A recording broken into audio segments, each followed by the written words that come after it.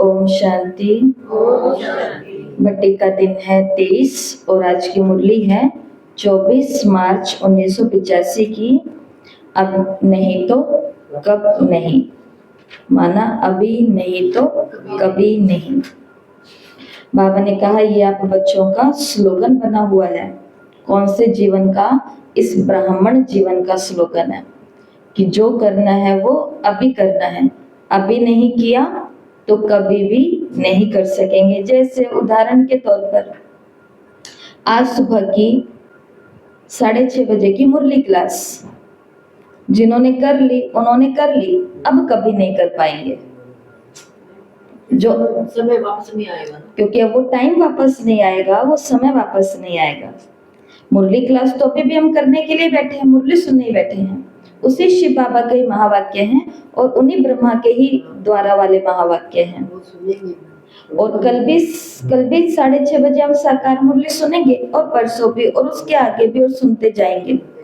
जब तक जीना है ज्ञान अमृत पीना है। परंतु जो अभी अभी की मुरली होकर के निकली है ना, साकार मुरली, आज 1 मई 2026 की विधिवत वाली, तो वो मुरली अब हम वापस कभी नहीं सुन सकते हैं। 5000 साल बाद अब सीधा 5000 साल बाद उसी जगह पर बैठ करके उसी तरीके से उसी पड़ोसी के साथ में, अड़ोसी भी और पड़ोसी भी, साथ वाले के साथ में, और उसी नशे से और उसी खुशी से और उसी अनुभूति से पास्ट हो गया। अब नहीं हो सकता।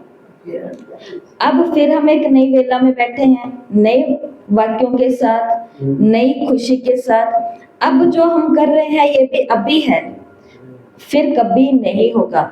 इसके लिए कहते हैं, महान व्यक्ति कहते हैं कि अगर आपको एक महान इंसान बनना है तो उसके लिए लिव इन प्रेजेंट, वर्तमान में रहना शुरू करो। क्योंकि वर्तमान को हम 100% बना सकते हैं, ना पास्ट को 100% बना सकते हैं, ना भविष्य को बना सकते हैं, वर्तमान। तो बाबा ने कहा आप बच्चों के ब्राह्मण जीवन का ये स्लोगन है, अभी नहीं तो कभी नहीं। ये इस समय के इसी जीवन के लिए गाया हुआ है। ये स्लोगन बाबा ने कहा ब्राह्मणों के लिए, ब्राह्मणों का ये स्लोगन है। लेकिन जो नए लोग होते हैं, अज्ञानी आत्मा, जिनको बाबा ने कहा अनजान आत्मा, तो अज्ञानी आत्माओं के लिए सुजाग करने का भी ये स्लोगन है। अगर ब्राह्मण आत्माएं हर कर्म करने से पहले ये श्रेष्ठ संकल्प करते हुए ये स्लोगन सदा याद रखे, अभी नहीं तो कभी नहीं, फिर क्या होगा?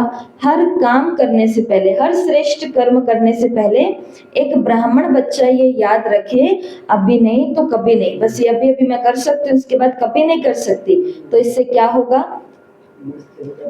इससे क्या होगा? सफलता मिलेगी। और हर काम कैसा होगा?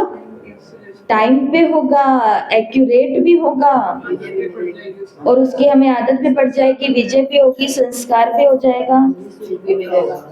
हमारा निश्चय पक्का होगा कि देखो सच में मैंने अभी कर लिया। बाबा सही कहते हैं, अभी अभी कर लो, फिर कभी नहीं कर सकोगे। 84 जन्मों का वर्षा, पूरे 84 जन्मों का वर्षा और ड्रामा फिक्स।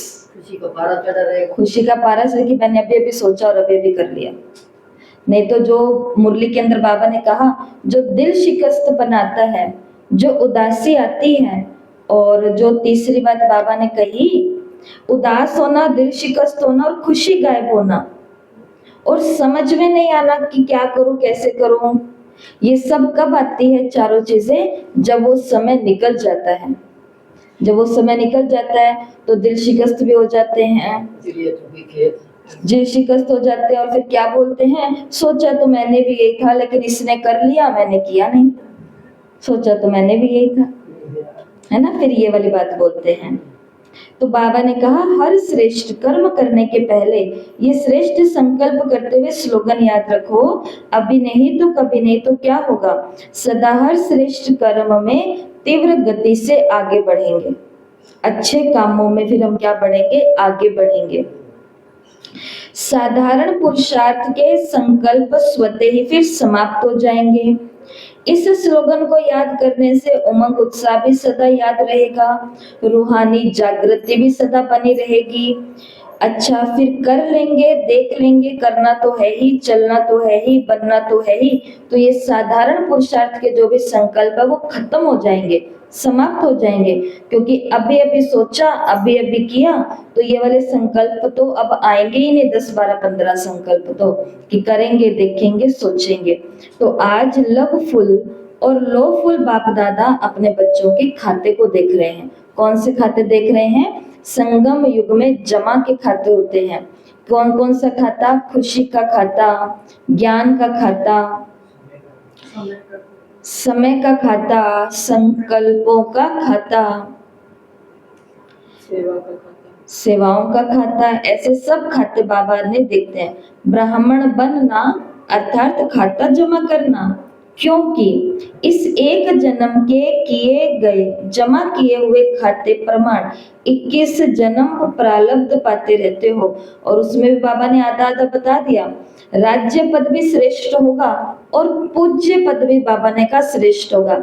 आधा कल्प तक बाबा ने कहा राज्य अधिकारी विश्व महाराजन व राजन को माता पिता के रूप में सब प्यार करते, पूरी प्रजा प्यार करती है ना। राजा को क्या बोलती है कि ये तो हमारे माई बाप है, ये हमारे माता पिता हैं, और फिर इष्ट समझ करके पूजा भी बहुत प्यार से करेंगे।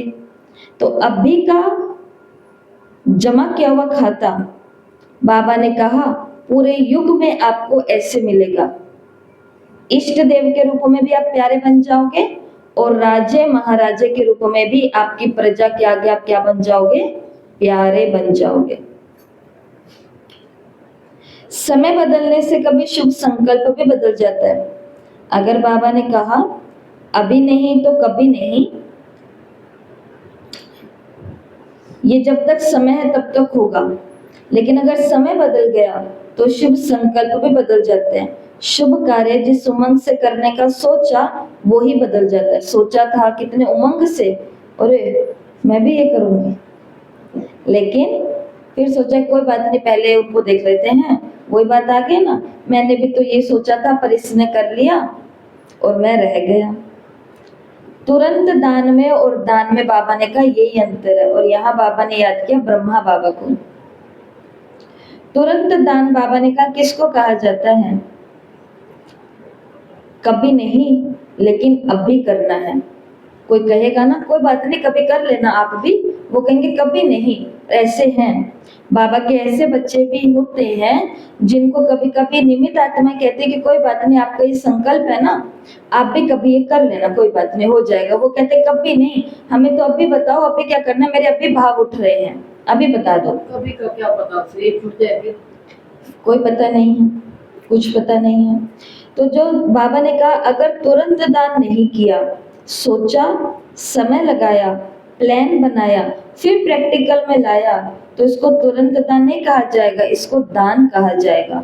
क्योंकि सोचा भी है, प्लान भी बनाया है, प्रैक्टिकल में भी लाया है और उसमें टाइम भी लगाया है। तो तुरंत दान और दान में अंतर है। तुरंत दान महादान है, महादान का फल भी महान होता है। और बाबा ने बलि याद करवाई, जैसे एक होता है झाटकू और एक होता है हलाल। तो बाबा ने कहा जो झाटकू होता है वो एक तक मारते हैं, सीधा एक टक मारते, एक धक से मारते हैं। तो बाबा ने कहा वही है जो महाप्रसाद बनता है। बाकी बाबा ने कहा जो बलि में चिल्लाते चिल्लाते सोचते सोचते रह जाते हैं वो महाप्रसाद नहीं बनते। सोचते सोचते कर रहे हैं, चिल्लाते चिल्लाते कर रहे हैं, तो बाबा ने कहा जैसे वो बकरे की बलि चढ़ाते वो बहुत चिल्लाता है, यहाँ क्या करते हैं, सोचते हैं ऐसा करें वैसा वह ना करें। बाबा ने कहा ये हुआ सोचना, चिल्लाने वाले को कभी भी महाप्रसाद के रूप में स्वीकार नहीं करेंगे। ऐसे यहाँ भी तुरंत दान महापुण्य जो गायन है वो इस समय का है। सोचना और करना ये हो गया है तुरंत। सोचा तो मैंने भी था, लेकिन कर इसने लिया, मैंने नहीं किया। तो जो कर लेता है वो पा लेता है, अंडरलाइन। तो जिसने सोचते ही कर लिया ना उसने पा भी लिया। जो केवल सोचता रह गया, बाबा ने कहा उसके पाने में भी क्या पड़ जाएगा, जो सोचते सोचते रह जाता वो सोचते सोचते त्रेता युग तक पहुंच जाता। वो सोचता रह जाएगा, फिर वो कृष्ण की नगरी में है। बाबा कहते अब यहाँ पर वो पॉइंट आया जो आपको पहले बताया था। बाबा ने देखो बच्चों की क्या चालाकी देखी कि श्रेष्ठ कर्म में तो करते हैं, सोचते रहते हैं, सोचते रहते हैं, सोचते रहते हैं, और व्यर्थ संकल्प बाबा ने कहा वो तुरंत कर लेते हैं। व्यर्थ संकल्प बाबा ने कहा तुरंत नहीं करो। शुभ कार्य शुभ संकल्प के लिए गायन है, तुरंत दान महापुण्य। कभी कभी कोई बच्चे बड़ा अच्छा खेल दिखाते हैं। कौन सा खेल दिखाते हैं? व्यर्थ संकल्प इतने फोर्स से आते हैं जो कंट्रोल नहीं कर पाते। फिर उस समय कहते हैं क्या करें, हो गया, रोक नहीं सकते, जो आया वो कर लिया। बाबा ने कहा लेकिन व्यर्थ के लिए तो कंट्रोलिंग पावर चाहिए थी, तुरंत नहीं चाहिए था। व्यर्थ को क्या बोलो, देखेंगे। कोई बोले कि चलो, कोई बच्चा किसी बच्चे को दोस्त को बोले चलो आज सिनेमा देखने चलेंगे, तो तुरंत नहीं करो कि हाँ भाई ठीक है ऑफिस में फोन कर देता हूँ, छुट्टी, चलो भाई मूवी देखने चलते हैं। इसमें टालो, बहाने बनाओ, टाल मटोल करो, कोई नहीं जाएंगे देखेंगे, पहले काम तो कर लें, पहले ये तो कर लें। लेकिन जो व्यर्थ के संकल्प होते हैं, व्यर्थ के कार्य होते हैं, बाबा ने कहा बच्चे वो तो क्या कर लेते हैं, तुरंत कर लेते हैं, तुरंत जो आया वो कर लिया। अब थोड़ा कर्मों की गति आ रही है, ध्यान से सुनना, अच्छे से सुनना। एक समर्थ संकल्प का फल पदम गुना मिलता है। एक अगर हमने अच्छा सोचा ना, जैसे मैंने सोचा कि इस संसार में जितनी भी आत्माएं हैं वो सब सुखी हैं, एक संकल्प सोचा, इसका मेरे को फल कितना मिलेगा, पदम गुना मिलेगा। कि आज पूरे दिन में एक बहुत बड़ा दुख मेरे ऊपर आने वाला था, लेकिन वो दुख आया, जितना बड़ा रूप लेकर के आया ना, वो उतना छोटा चींटी, मरी हुई चींटी बन करके चला गया। ऐसा आजकल हमारे साथ रोज होता है, इसलिए आपको बता रहे हैं। देखो सेवा के क्षेत्र में जाना माना युद्ध के मैदान में जाना। अंदर बैठ करके सब कुछ करना अच्छा है, बहुत अच्छा है और बहुत जरूरी है, और ये भी बहुत भाग्य की बात है। लेकिन फील्ड में जाकर के, लोगों के बीच जाकर के कैसे कैसे भाव संस्कार के लोग होते हैं। उन्होंने बीके के बारे में क्या क्या सुना देखा रहता है, कुछ अच्छी भी बातें हैं, कुछ बुरी भी बातें हैं, कुछ झूठी है, कुछ सच्ची है, सब चीजें हैं। लेकिन उन्होंने बीच में जाकर के अपनी मान्यता को रखना, अपनी सत्यता को रखना, और वहां पर लोगों को उसी अनुकूल ढालने की कोशिश करना, तो उसमें तो बहुत सारे पेपर आते हैं ना। लेकिन पेपर पता है आपको कैसे आते हैं? जैसे शेर मुंह खोल के आता है ना, खा जाऊंगा, लेकिन वो जब जाता है तो बाबा कहते हैं पेपर टाइगर।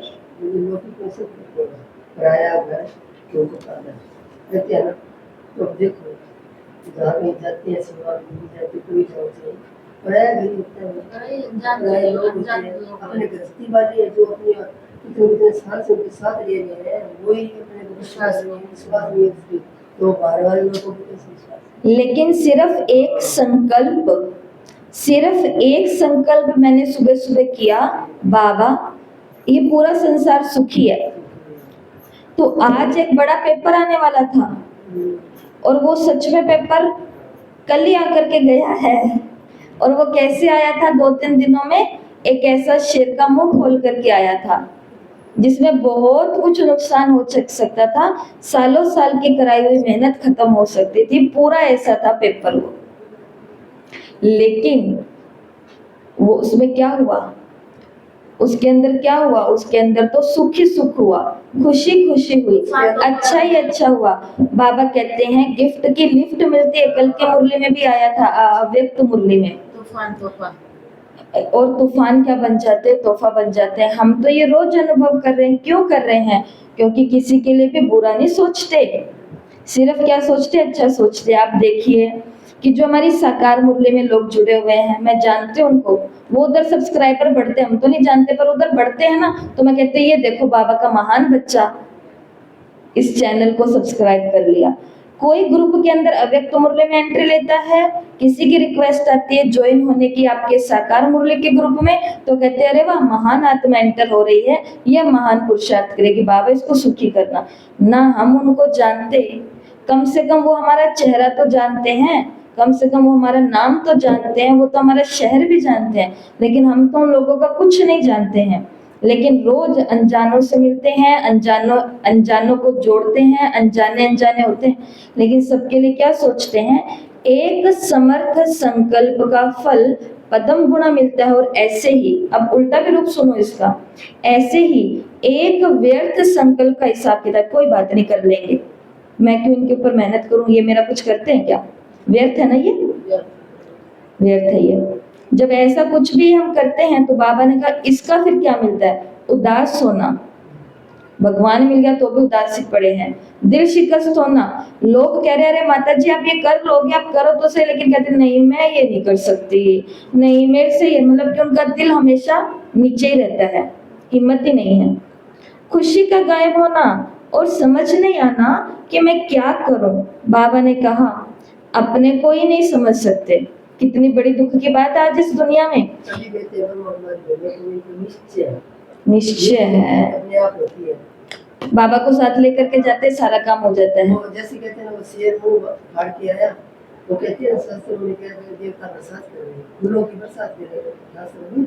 क्या हुआ, शेर तो वो फाड़ के आया, बोला शेर के ऊपर सवार उग जाते हैं। शेर का मुंह ही बंद हो गया, उस भालात्मा को डाले ऊपर से फूलों की वर्षा हो रही है। वर्षा हो रही है, ऐसा तो हर दिन हो रहा है, लेकिन हमने तो कभी ऐसा नहीं याद आता कि किसी को ये सिखाया हो, कोई भी नहीं सिखाता, तो हमने भी नहीं सिखाया और हमने तो करके भी नहीं दिखाया कभी किसी को ऐसा कि किसी के लिए व्यर्थ चलाना भी होता है। एक किसी दूसरे का कुछ बता रहे हैं, कोई किसी तीसरे का बता रहे, क्यों, यज्ञ की सेफ्टी के लिए, तो भी उनके लिए शुभ भावना होती है कि अरे ऐसा क्यों करते हैं, ये ऐसा नहीं करना चाहिए, चलो बहन अपने मिल करके इनके लिए कुछ दिमाग चलाते हैं, कुछ अच्छा करेंगे, इनका कुछ भला करेंगे, कुछ तो आइडिया निकलेगा। उसकी रिजल्ट निकलती है कि हमें पद्म गुणा सुख का फल मिलेगा, हमें, मुझे मिलेगा। और एक अगर व्यर्थ चला, और सोचो हम दिन में कितने व्यर्थ, मनोवैज्ञानिक बताते हैं, साइकोलॉजिस्ट होते हैं ना, मनोवैज्ञानिक बताते हैं कि एक व्यक्ति पूरा दिन के अंदर 50-60 हजार संकल्प चलाता है इस खोपड़ी के अंदर। नॉर्मल खाना बनाना है, मुरली क्लास में जाना है, भोग लगाना है, उनको बुलाना है, उनको कोर्स कराना, नॉर्मल संकल्पों की बात है।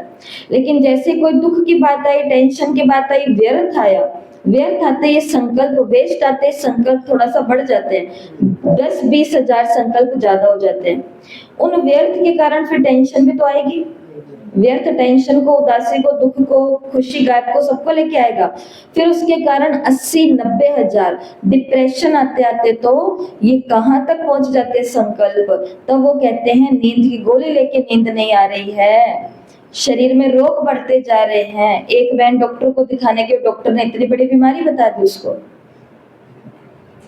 बताओ क्यों, वो कहती है मेरा खान पान अच्छा, मेरा सैर करना अच्छा, मेरे सब अच्छा, लेकिन मैं टेंशन बहुत करती हूँ, तो कुछ तो मिलेगा उसका। फिर शिव बाबा ने कहा, कितनी गजब की बात है कि अपने को ही नहीं समझ सकते, खुद ही खुद के बारे में नहीं जानते हैं, तो फिर संसार का हम क्या करेंगे। बाबा ने कहा ये भी एक का बहुत गुना के हिसाब से अनुभव करते हैं, इसके लिए रिक्वेस्ट करी गई है हमारी तो माताओं से, मेरे ही द्वारा, कि अब अपने को व्यर्थ करना, घर के आगे बोर्ड लगा लो।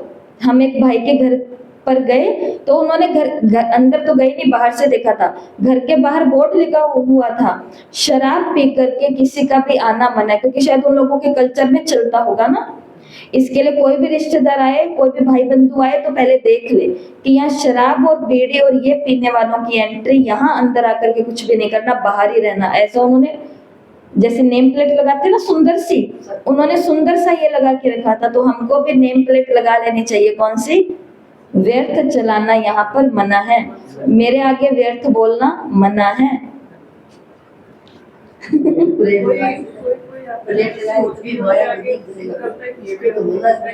जो आत्मा व्यर्थ में नहीं जाती ना, उनके आगे आप व्यर्थ बोल भी नहीं पाओगे। जो आत्मा चटपटी मसालेदार बातों में नहीं जाती ना, उसके आगे आप चटपटी बात करने का सोच के इन ये आगे चुप, वो ये होएगा। उनका ओरा होता है, उनका आभा मंडल, लोग कहते हैं भगवान नहीं दिखता और आत्मा की शक्तियां नहीं दिखती, आप कर्म देखो उस आत्मा के, आपको भगवान दिखेगा। क्योंकि ये ब्रह्मा ये कर्म कर ही नहीं सकते थे, भगवान था जो करा रहा था, और वो आत्मा की शक्ति थी खुद की। कहते हैं बात तो बड़ी नहीं थी, लेकिन बहुत दिन हो गए, खुशी कम हो गई है। पता नहीं क्यों अकेलापन अच्छा लगता है। ये दुनिया में एक रोग है, लोनलीनेस। एक तो होता है एकांत और एक होता है अकेलापन। एकांत बहुत अच्छी चीज है और अकेलापन बहुत बुरी चीज है। अकेला अर्थात बिना बाप के साथ के अकेले मत हो जाना।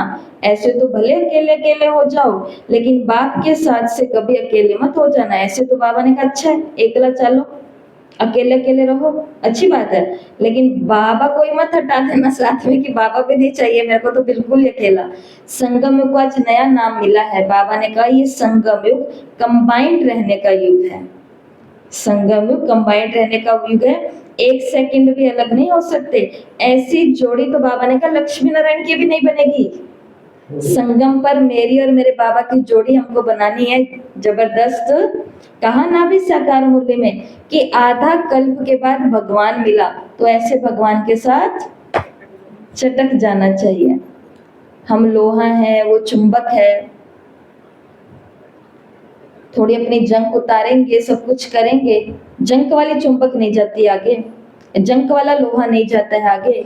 लेकिन जिस लोहे की जंग उतर जाती है, वो सदा चुंबक जहां जहां होंगी, वो लोहा भी वही वही होगा। ऐसा ही होता है।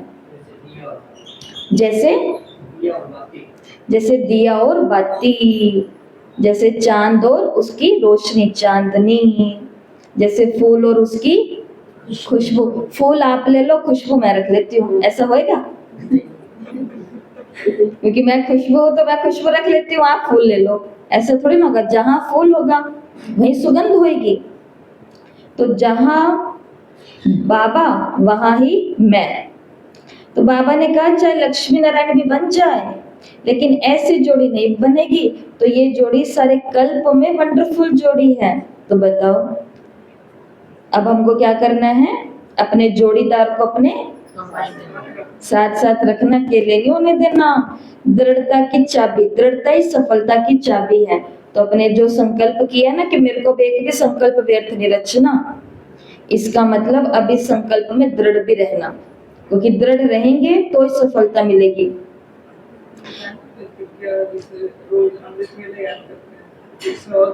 उससे दृढ़ता आती है। बाबा ने कहा फाइलें कब चेक करनी है? अमृत वेले चेक करनी है। 14 तारीख का होमवर्क था, प्रतिज्ञा। ब्रह्मा बाबा की क्या विशेषता देखी? ये देखी ना, तुरंत दान। कभी सोचा कि क्या होगा, मेरे 6 बच्चे हैं, क्या होगा, मैं समाज का इतना बड़ा आदमी हूँ, क्या होगा, मेरा हीरो का बिजनेस साइकिल को क्या होगा, 60 साल का तो हो गया मैं, आगे मेरे बुढ़ापे में क्या होगा? सोचा? बताओ। पहले सोचूं पीछे करूं नहीं, तुरंत दान महापुण्य के कारण नंबर 1 महान आत्मा बने। और इसी के एवज में बाबा ने कहा इस महान आत्मा को क्या मिलेगा? एक ही ये महान आत्मा है जिसकी बाल रूप में भी पूजा होती है, युवा रूप में राधे कृष्ण के रूप में पूजा होती है, फिर तीसरा गोपियों के रूप में भी गायन और पूजन होता है, और चौथा लक्ष्मी नारायण के रूप में भी। जीवन के चारों स्टेज में एक एक आत्मा की पूजा हो रही है, क्योंकि उन्होंने महान कार्य किया था। वो महान कार्य क्या था? तुरंत दान महापुण्य। जबरदस्त पूजा कर रहे हैं सब महात्मा, क्योंकि किया है उस आत्मा ने ऐसा। बाबा ने कहा राधे को बाल रूप में कभी झूले में नहीं झुलाते हैं, कृष्ण को बाल रूप में झूले में झुलाते हैं। इसके भी पीछे का कारण है। राधा की आत्मा कौन? मम्मा। कृष्ण की आत्मा कौन? ब्रह्मा बाबा। तो बाबा ने कहा ये फर्क क्यों हो गया? ये फर्क हो गया केवल महापुण्य के कारण। क्योंकि मम्मा के पास तन था, मम्मा के पास मन था, तो सेवा के अंदर मम्मा ने अपनी वाणी, मनसा, कर्मणा सब कुछ लगा दिया। लेकिन बाबा के पास तो धन था। कल मैं किसी को बता रही थी कि 14 साल इतना पैसा था कि 14 साल 400 लोगों को राजसी ठाट के साथ रखा। आम तरीके से नहीं कि ये लो सुबह ये मिल जाएगा नाश्ते में, दोपहर को ये मिल जाएगा, रात को ये मिल जाएगा, ये करना है। स्कूल की पढ़ाई भी मिली, माना बुक्स भी मिली होंगी, ड्रेसेस भी मिली, देखिए फोटो आप सभी ने। फिर कीर्तन पर भी जाते थे, घूमना फिरना, सैर करना, तपस्या करना, फिर अलग अलग बिस्तर, अलग अलग मच्छरदानियां, अलग अलग सब चीजें। बोलो 14 साल तक ये सारा का सारा संपत्ति कहाँ कर दी? ट्रस्ट को, खुद ही ट्रस्ट बनाया और उसके नाम कर दिया शिव बाबा की प्रेरणा से। बाबा ने कहा पूजा का तो बहुत विस्तार है, लेकिन आज सभी के जमा के खाते देख रहे थे। ज्ञान का खजाना, शक्तियों का खजाना, श्रेष्ठ संकल्पों का खजाना कहाँ तक जमा किया है, और समय का खजाना कहाँ तक जमा किया है। ये चारों खजाने। टाइम वेस्ट तो नहीं करते हम, कोई बात नहीं, कोई काम तो नहीं है, सो ही जाती हूँ, काम नहीं है थोड़ा योग ही कर लेती हूँ, काम नहीं है थोड़ा होमवर्क पेंडिंग पड़ा है, 10 दिन हो गए होमवर्क को हाथ ही नहीं लगाया, कर लेती हूँ, काम नहीं है थोड़ा सा चलो भाई सेवा केंद्र पर जाकर के सेवा कर ले, कुछ पूछ देती हूँ, पर नहीं काम नहीं है तो क्या कर जाती हूँ? मोबाइल देख लो। सोना तो फिर भी अच्छा है, पर मोबाइल देखना तो अच्छा। एक बीमारी है। कौन सी गली में जाएंगे और कौन सी गलियों से निकल करके आएंगे, तो ऐसा ही होता है। ये खाता बाबा देख रहे थे, ठीक है, तो अपने चारों खाते देखना। फिर आगे बाबा ने ब्रिजेंद्रा दादी से और सभी बच्चों को याद प्यार दिया। दादी को बाबा ने, ब्रिजेंद्रा दादी कौन हुए? वो आत्मा, इस सृष्टि की पूरे कल्प की एकमात्र वो आत्मा, एक अकेली मात्र वो आत्मा जिन्होंने सर्वप्रथम दादा लेखराज के तन में भगवान की 15 मणि को देखा, अपनी इन आंखों से देखा। देखो वो भी हो गया सो हो गया, उसके बाद किसी ने भी ऐसा कुछ नहीं। फर्स्ट नंबर तो कौन बन गई? बाबा के भी उन्होंने सुने, निजानंद स्वरूपम शिवोहम शिवोहम, ज्ञान स्वरूपम शिवोहम शिवोहम, प्रकाश स्वरूपम शिवोहम शिवोहम। ऐसी आत्मा पुत्र वधु। और पर बेटे को चाहिए था कि नहीं मुझे इसको ऐसा नहीं बनाना है वैरागी और सन्यासी, तो दादी ने, बहू ने डिसाइड किया पर मुझे तो ऐसा ही बनना है। बाबा ने भी डिसाइड किया कि इसको तो ऐसा ही बनाना है। जशोदा माता ने, सबने यही निर्णय लिया कि हम सभी को ऐसा ही बनना है, वो बलि वाला झाटकू बनना है। तो फिर बेटे ने कहा कि पर मेरे को तो शादी चाहिए, तो फिर उसको दूसरी शादी करा दी। ऐसा कोई पिता हो सकता है क्या? कभी उसने कर ली, बच्चे नहीं थे, कराई नहीं, कर ली। 2 पोते थे, वो भी ज्ञान में थे, और बाबा के सामने सामने दोनों पोतों ने भी शरीर त्याग दिया। छोटी उम्र में बीमारी लग गई थी। ऐसा कोई दादा हो सकता है दुनिया में? यहाँ के दादा दादी कैसे होते हैं? ज्ञान छोड़ देंगे, सब कुछ छोड़ देंगे, धारणाएं छोड़ देंगे, वो छोड़ देंगे, लेकिन ये दादा कैसा निकला? लौकिक में दादाजी भी थे, ये ससुर जी भी थे, ये ऐसा ससुर कोई हो सकता है? हॉस्पिटल में था तो ब्रिजेंद्रा दादी की सेवा करती, नर्स कहती थी ये क्या सौतेली माँ है, क्योंकि वो तो आत्मा देखती थी, आत्मा अब चली जाएगी, आत्मा अपने कर्मों से आई है और नया जन्म लेगी। माँ है। नर्स पूछते थे कि असली माँ है कि सौतेली माँ है ब्रिजेंद्रा दादी के लिए, तो कहते थे कि नहीं नहीं असली माँ ये, सौतेली माँ थोड़ी ना है। आत्मा, इसलिए आज साकार मुरली में आपको बोला कि हमने आत्मा जाना ही है, अभी तक निश्चय कहाँ हुआ है। अभी तो शरीर वालों के पीछे हमको सब कुछ ही आ जाता है, रोना, चिल्लाना, दुखी होना, गुस्से करना, सब कुछ तो आ रहा है। इसके कल्याण के लिए कुछ करे, गुस्सा करो तो इसके कल्याण के लिए करो तो माना भी जाए। आवाज उठाओ तो इसके कल्याण, जैसे स्वामी विवेकानंद ने उठाई आवाज, मम्मा ने कोर्ट में उठाई आवाज, सबने सब कुछ किया। इसके कल्याण के लिए कुछ चिल्लाना है तो चिल्लाओ, इसके कल्याण के लिए कुछ बोलना है तो बोलो, इसके कल्याण के लिए किसी से विरोध करना है तो करो, परंतु सारा खेल तो किधर चल रहा है? शरीर के तल पर ही चल रहा है। तो ब्रिजेंद्रा दादी वो आत्मा थी, वो एक महान आत्मा थी, जिसको बाबा ने कहा कि सारा दिन कहाँ रहती हो? मकान में रहती हो, स्टेज पे रहती हो, बेड पे बैठती हो, कोच पे बैठती हो, या स्टेज पर रहती हो? कहाँ हो? कहाँ भी हो, लेकिन सेवा की स्टेज पर हो। कहाँ भी हो, मुझे कोई नहीं देख रहा, लेकिन बाबा ने कहा ये सोचो मुझे सारा संसार देख रहा है, क्योंकि मैं भगवान के द्वारा चुनी, और जो भगवान की नजर में वो सारे संसार की नजर में ऑटोमेटिक ही है। ये सोचेंगे तो कर्म हमारे क्या हो जाएंगे, वारे मैं, ऐसे वाले कर्म होंगे। वारे मैं आत्मा, कमाल क्यों, वारे मैं खुद के लिए। देखो एक तरफ आत्मा बोल रही है मुझे तो अपने लिए कुछ समझ नहीं आता, और एक तरफ आत्मा बोल रही है वारे मैं, इसको अपने लिए सब कुछ समझ में आ रहा है। कमाल कर गई रे ज्योति बिंदु आत्मा, कमाल कर गई रे ज्योति बिंदु आत्मा, वारे में आत्मा। और एक तरफ वो आत्मा जो व्यर्थ में रहती है, जो कहती है मेरे को तो अपने लिए कुछ नहीं पता, ये जैसे चलाएंगे वैसे चलूंगी, वो जैसे कहेंगे वैसे करूंगी, वो तो रिकॉर्ड रखना है, सबकी सुननी भी है, चलना भी है, लेकिन व्यर्थ कहाँ है और समर्थ कहाँ है, ये अपने आप को देखना है। बाकी पार्टी से मुलाकात आप सभी को आगे खुद से ही पढ़नी होगी। यहाँ पर ये मुरली कंप्लीट होती है, तो उस मुरली से हमें क्या सीखा, हलाल बलि बननी है या झाट को बलि बननी है। हलाल तो बन ही रहे हैं, धीरे धीरे धीरे धीरे धीरे धीरे धीरे धीरे नहीं, दिवाली में बहुत पीड़ा होती है, बहुत पीड़ा, बहुत दुख और बहुत चिल्लाना है। झाटकू के अंदर 1 मिनट में 1 सेकंड में काम होता है। तो बाबा ने कहा इसके लिए अब बाबा पर क्या हो जाओ, समर्पित। और इसी मुरली के अंदर शायद कहीं पर ये भी आया था कि सोचते हैं कि 8 घंटा लगाऊं, लगा कितना देते हैं, 6 घंटा, 2 घंटा तो कट गया ना, सोचने में कट गया, नहीं तो 8 के 8 घंटे सेवा में जाते, लेकिन गए कितने, 6 गए, 2 कट गए। ऐसे बाबा ने कहा सोचते हैं इस प्रकार धन में सोचेंगे 100 करना है और करेगा 50, इतना ही फर्क पड़ गया है, क्योंकि बीच में माया की मार्जिन है। 50 अभी कर देता हूँ, 50 बाद में कर दूंगा, बाद में किसके लिए, अभी करो, ऐसा।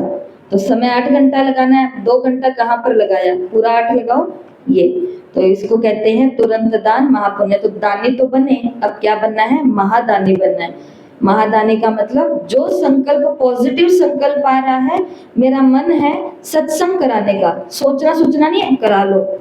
मेरा मन है वहां प्रदर्शनी लगाने का, सोचना नहीं है, करा लो, पूछो और कराओ। एक बार दीदी से पूछा मैं मुझको संकल्प आता है अच्छा करना, मैं कर नहीं पाती। जब संकल्प आया ना उसमें सब बाबा शक्ति उसी टाइम देता है, उसको उसी टाइम कर लिया तो सफलता हो जाए। छोड़ दिया ना कि तो बीच में माया आएगी, तो नहीं कर पाएंगे, क्योंकि अभी तक तुरंत में बाबा साथ था। ये मुरली में आया, तुरंत में बाबा साथ था, गैप रह गया तो माया ने साथ ले लिया, तो वो डिले हो गया।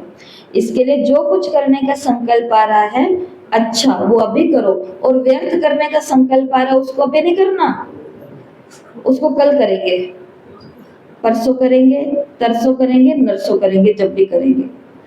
आज का होमवर्क है, आज का होमवर्क है तुरंत दान महापुण्य चैलेंज, सभी के लिए चैलेंज है।